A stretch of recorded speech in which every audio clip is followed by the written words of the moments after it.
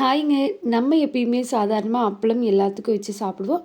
அதுலேயே ஸ்பைசியா இந்த மாரி ஒரு டைம் சில்லி அப்பளம் செஞ்சு சாப்பிட்டு பாருங்க. ரொம்ப சூப்பரா இருக்கும். இந்த ரெசிபிக்கு வந்து ஒரு 10 பல் போல சின்ன வெங்காயம் எடுத்துக்கோங்க. 4 அப்பளம் எடுத்துக்கோங்க. சின்ன வெங்காயத்த வந்து இந்த மாரி ஒண்ணும் பாதியுமா நல்லா இடிச்சு எடுத்து வச்சுக்கோங்க. நம்ம எடுத்து வச்சிருந்த அப்பளம் வந்து மசாலா வந்து ஒட்டுறதுக்காக நான் இந்த மாரி குட்டி குட்டியா கட் பண்ணி எடுத்துருக்கிறேங்க. கூடவே கருவேப்பிலை, மஞ்சள் தூள், தனி மிளகாய் தூள், கொஞ்சம் சில்லி ஃப்ளேக்ஸ் எடுத்து வச்சுக்கோங்க.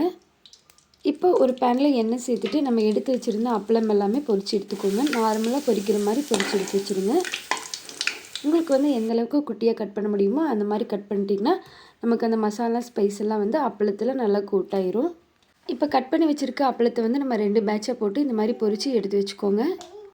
இப்போ அதே பேனில் கொஞ்சமாக ஆயில் சேர்த்துட்டு தாளிப்புக்காக கொஞ்சம் கடுகு, கருவேப்பிலை, எடுத்து வச்சுருக்க வெங்காயம் சேர்த்துக்கோங்க.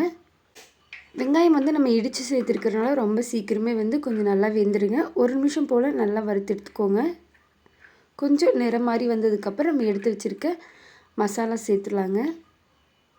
இந்த அளவுக்கு நல்லா கலர் மாதிரி வந்ததுக்கப்புறம் எடுத்து வச்சுருக்க மல்லித்தூள், மிளகாத்தூள், சில்லி ஃப்ளேக்ஸ் எல்லாம் சேர்த்து நல்லா கலந்து விட்டுருங்க. இது வந்து 1 நிமிஷம் போல் நல்லா மிக்ஸ் பண்ணிட்டு நம்ம பொரித்து வச்சுருக்க அப்பளம் சேர்த்துக்கலாங்க. அப்பளம் சேர்த்துட்டு ஒரு நிமிஷம் போல் மிக்ஸ் பண்ணிங்கன்னா நமக்கு அந்த ஸ்பைஸ் வந்து எல்லா பக்கம் நல்லா கோட்டாயிரும். அவ்வளோதாங்க, ரொம்ப சிம்பிளாக, அதுவும் சீக்கிரம் செஞ்சிடலாம். நீங்கள் மிக்ஸ் பண்ணும்போது நல்லாவே மிக்ஸ் பண்ணிக்கலாம். அப்பளம் ஒன்றும் அந்தளவுக்குலாம் உடையாதுங்க. நார்மலாக நம்ம அப்பளம் வந்து சாப்பிடும்போது ரொம்ப மைல்டாக தான் இருக்கும். இந்த மாதிரி கொஞ்சம் செஞ்சு சாப்பிட்டு பாருங்கள். ரொம்ப ஸ்பைஸியாக சாப்பிட்றதுக்கும் நல்லா டேஸ்ட்டாக இருக்கும்.